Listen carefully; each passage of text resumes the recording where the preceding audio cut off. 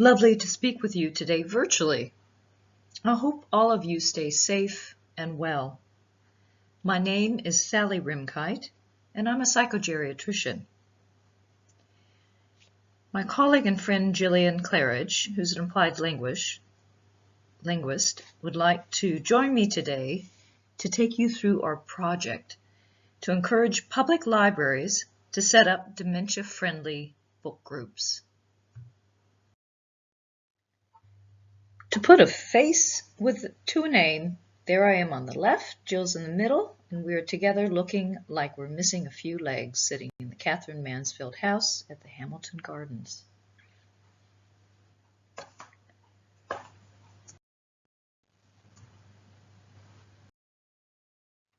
Jill and I are old friends, and one night, over a glass of wine, we talked about adapting a series of books so that people with dementia could again enjoy a great book. This idea, some 6 years ago, has now developed into a recognized international reading and dementia program.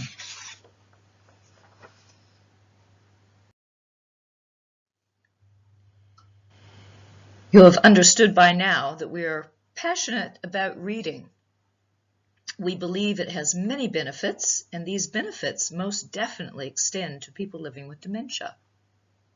Samuel Johnston, who lived in the early 1700s, said the only end of writing is to enable readers better to enjoy life or better to endure it.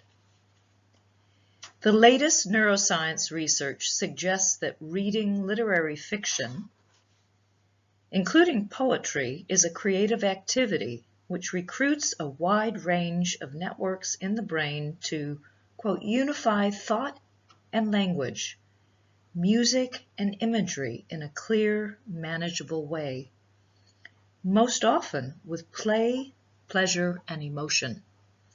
This is Schrott and Jacobs, who wrote in 2011.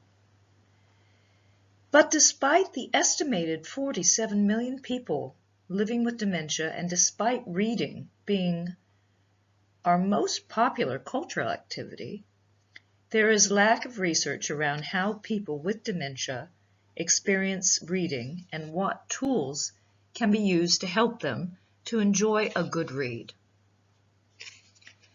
Current IFLA guidelines for library services to persons with dementia are unhelpful, as they encourage stigmatization and infantilization of the adult with dementia, actually suggesting that this group of citizens actually go to the library and check out children's books.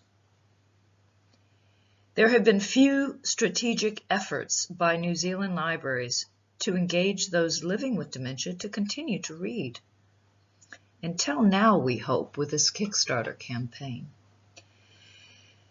Before the Kickstarter campaign, we did work with Nelson Library, and then Canterbury had its own initiative where they provided dementia-friendly book groups. But more of these groups are needed, and they need suitable books to read. So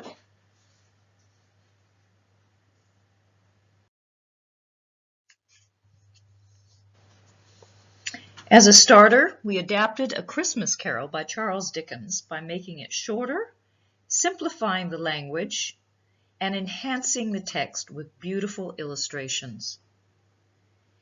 This edition was trialed in a small feasibility study. Some of the findings were unexpected.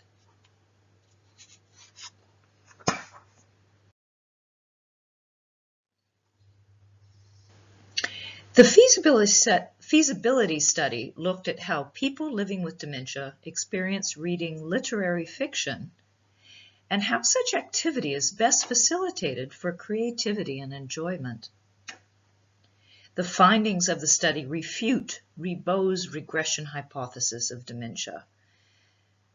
That suggests that people with dementia regress back in a childish way, which is just not what we see.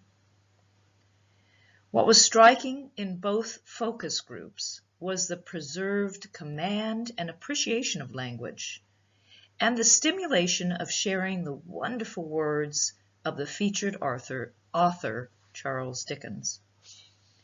To support memory deficits while preserving the stimulation of the original language, the following modifications were found to be helpful: providing a cast of characters, reducing the amount of text, and regularly repeating reference.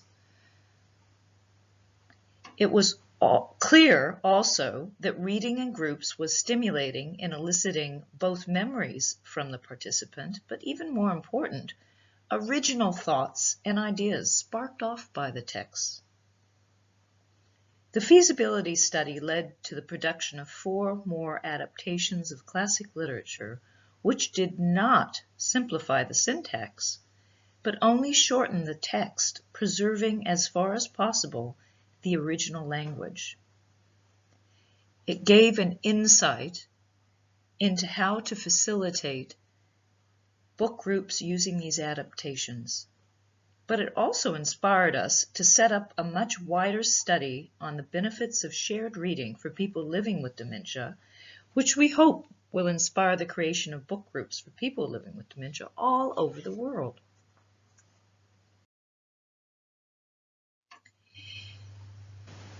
We have designed a protocol for an international randomized control trial with Amy Spector's cognitive stimulation therapy, CST, trial in mind, given that we think Amy Spector's study is the gold standard for randomized control trials for psychosocial interventions.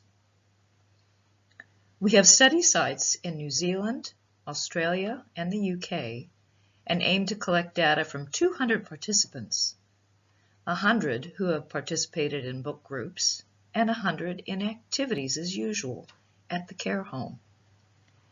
Quality of life is our main outcome measure, but we are also looking at improvements in theory of mind, cognition, mood, and sense of thriving. For the preliminary pilot study, we recorded all the book group sessions from one care home. We also recorded all the book group sessions conducted in the public library with a group of people living with dementia who were not in care homes.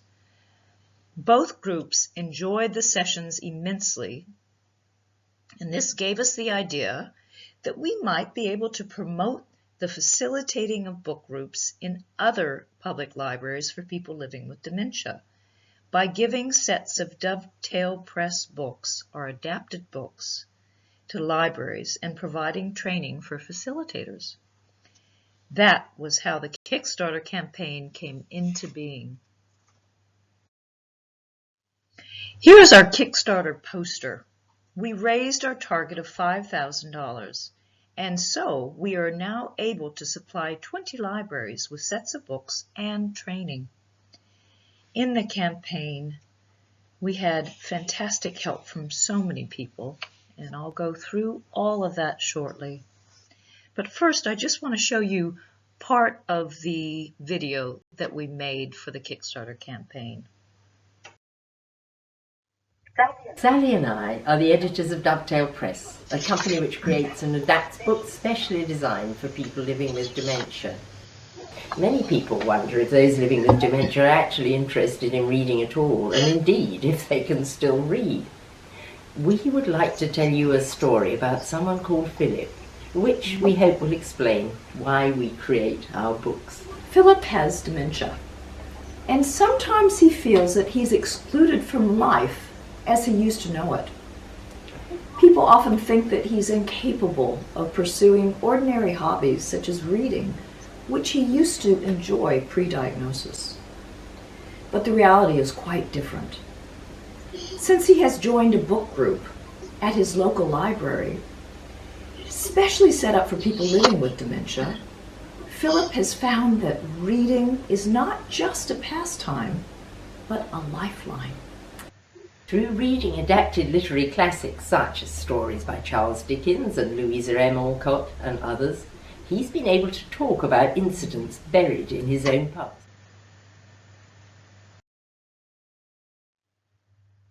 So who's involved? Jill and I, of course, and then Anna Pickering, who's the Chief Executive of the Library Association of New Zealand. Then we have some academics from Victoria University Library and Information Management involved. Professors Anne Golding and Jennifer Campbell-Meyer. 20 public libraries carefully selected for interest and capability around New Zealand, and we've connected these libraries to the local dementia and Alzheimer's associations, which gets that community networking going. Of course, we've got all the supporters of the successful Kickstarter campaign, and most of all, our readers living with dementia. We've had an enormous amount of help from all of those people mentioned above. Now, creating a dementia-friendly community is the talk of the town. Communities are encouraged to provide inclusive living for the growing number of citizens who are living with dementia. Libraries are community spaces that can take the lead in developing dementia-friendly strategies. As the Public Libraries of New Zealand website proclaims, we're the heart of every community. We mirror, reflect, and service our community according to their needs. It's wonderful that a growing number of libraries are taking up the challenge to host dementia-friendly book groups. The Kickstarter campaign has not only raised money, but it's raised awareness of the need to recognize the rightful place at this heart of the community of people living with dementia.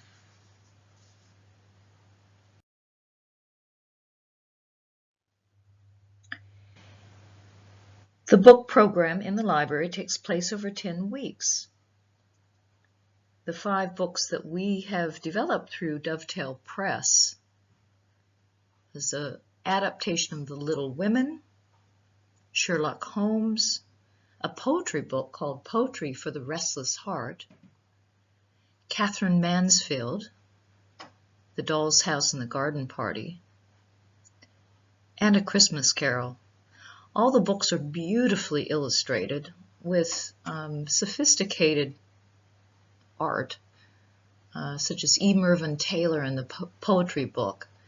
In Catherine Mansfield, illustrated to evoke discussion with the text with Van Gogh, Klimt, Mack, Modigliani, Cézanne.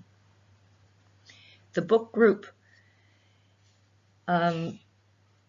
should be held in a quiet corner of the library if possible, but not in a separate room. That's best, as we believe that these book groups should be visible. We want the participants to be part of business as usual in the library. Participants sit in comfortable chairs around a coffee table, and tea and biscuits are provided. It's all very informal.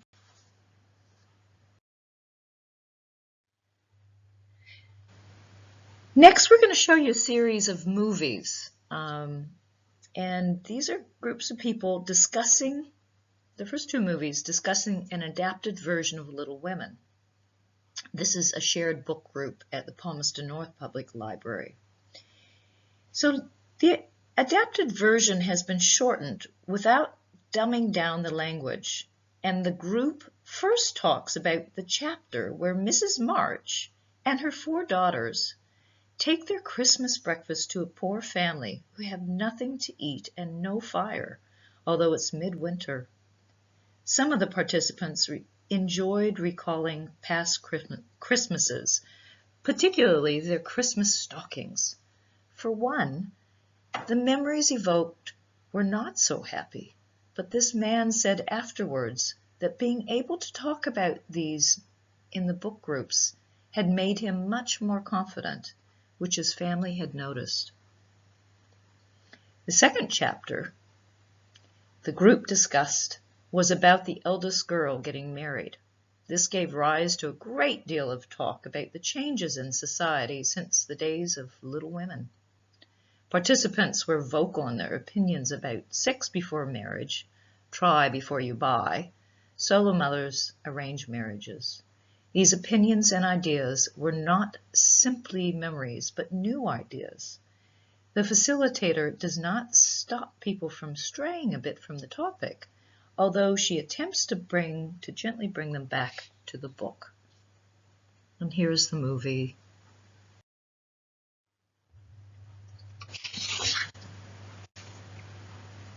This is the shared reading group in the Palmerston North Public Library, reading extracts from Louisa M. Alcott's Little Women.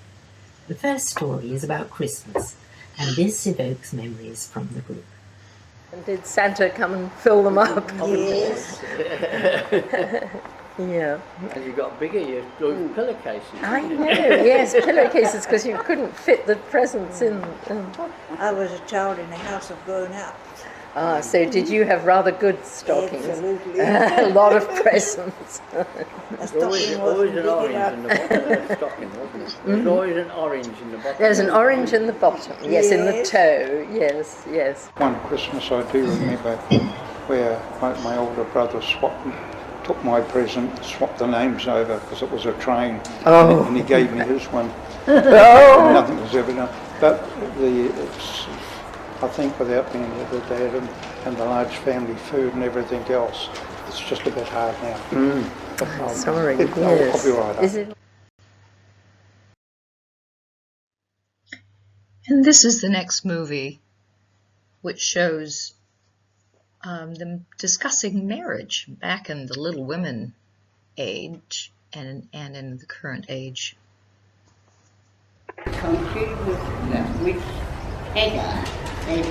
Learning to like you would be too hard. Please go away, let me be.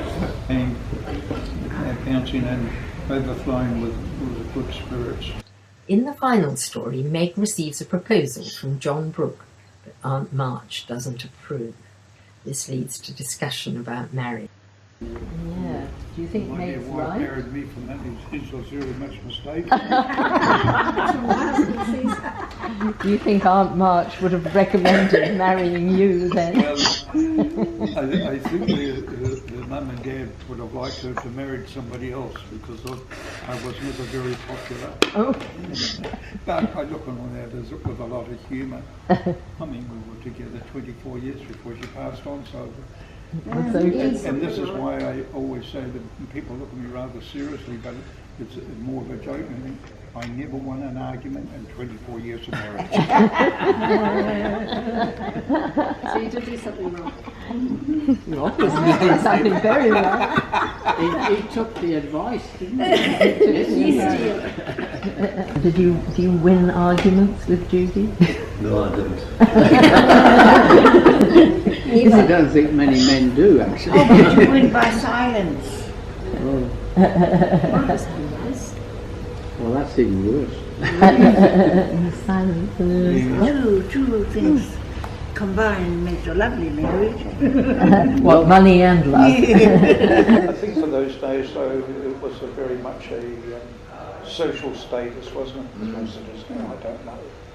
I think it's changed a lot now, of course. But I think in those days, parents are virtually would say, you know, to who should marry or not marry. There was a lot of input. Oh, Jean's coming home for the holidays. And then Jean arrives, oh, this is my husband. Oh, right. So you don't even get a say. Do you think these two would ask Mr. March whether they could get married or not? Yes. They would have. Oh, yes. Yeah, they would They'd have definitely. followed the protocol, wouldn't they? Yes, it was definitely. Especially They'd in have those to days. ask his permission, wouldn't they? Especially in those days. I think with a family like that where they've got all those girls, the mum and dad would want them to marry well, you know, financially and love, so they could be successful, you know. Yes. Yes. Yes. But that's all everybody's wish, isn't it? I mean, that your children do well in life. And if That's what you always hope for. if he's not well healed, then there's a baby, then there's another one. Oh God, not another one. Yes. And then of course you've got to care for that and pay for it and buy all the. Yes. That's the trouble nowadays. The young ones, They have the babies before they even get married or even living together properly, aren't they? Yeah. Try before you buy. Yeah, try before you buy. That doesn't always work.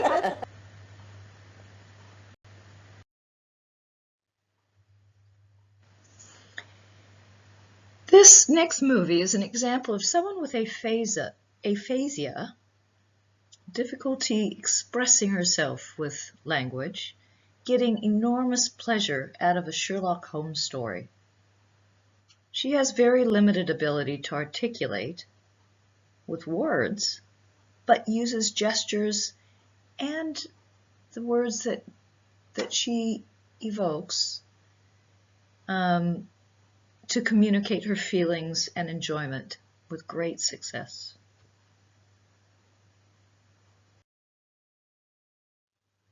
The next part is about the battered hat. Sherlock Holmes is trying to discover who its owner is, and he explains that he can tell a man's character from his hat. Do you have your name inside your hat? Not these days. No. No. No, I mean, I don't think anyone does, do they? It's sort of, but Gone out of fashion. But in those days, they did, didn't they? What clue? Don't worry. G had asked L to read that she also is aphasic and could not perform. So G said, "Don't worry," and L began to describe the relationship between people's characters and their hats using gestures. Because, some of them they have, that are small. So they're... Sometimes you'd have a big brim or a small one. I think so, because that's what they, what they have, because they know this is the man, the good one. The smart. Yes. Yeah, they want to look smart. Yes, things for that sort of things. Yeah. Yes. Characteristic of Holmes, isn't it? He likes looking. Yeah. So what else?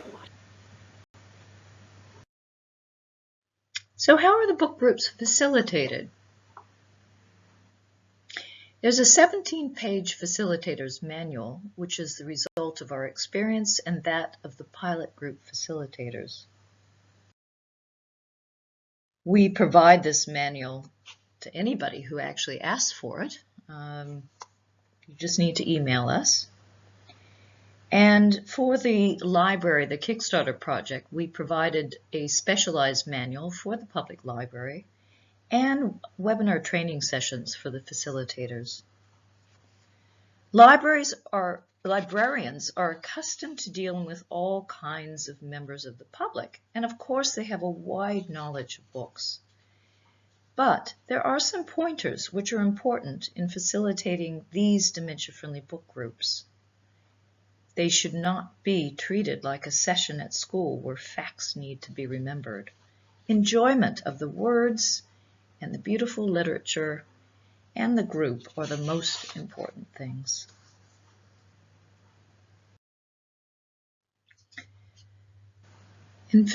In brief, facilitators should encourage readers to relate the story to their own lives and to discuss memories and ideas that text evokes.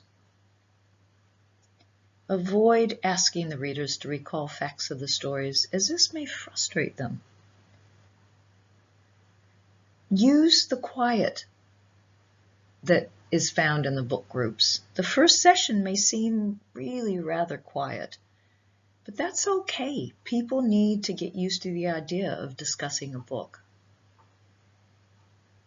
And everyone needs time to think.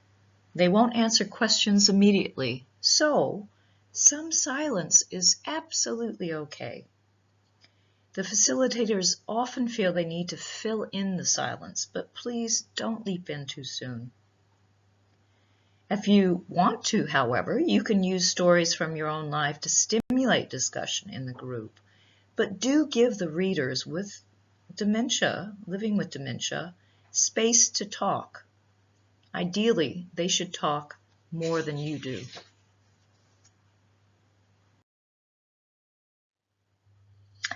This is early days, but the climate of attitude toward people living with dementia is changing, as this book shows. We're honored to be invited by Professor Billington to contribute a chapter detailing some of her research into shared reading with people living with dementia. And thank you to all these people involved. Here's our contact information. Please, we'd love to hear from you, so do use our emails to get in touch with us. Thanks. Bye.